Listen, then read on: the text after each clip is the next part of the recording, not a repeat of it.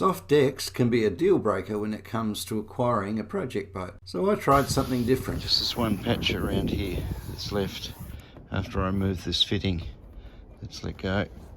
I'm going to put expanding polyurethane foam in this gap between the inner and the outer shell where the foam core has broken down a bit. And of course the simmer liner is pretty flexible.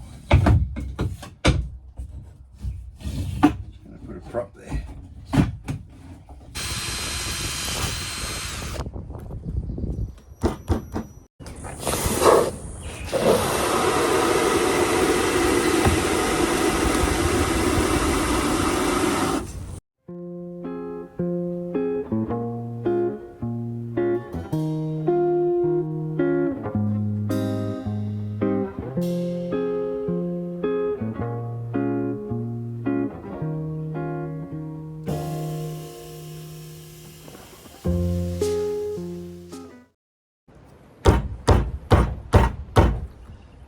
It's as solid as the Rock of Gibraltar. So now I've restored the shape of the cabin top, I can go around and fill the depressions where the fittings were sitting with polyester filler.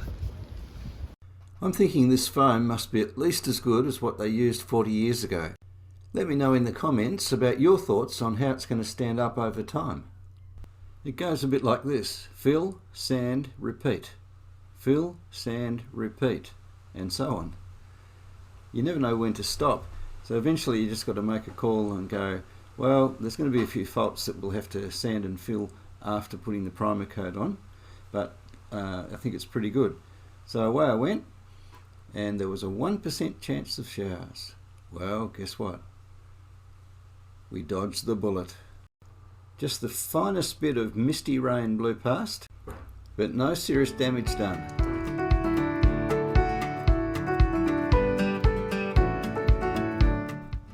By subscribing to the channel, you can help me keep the videos coming.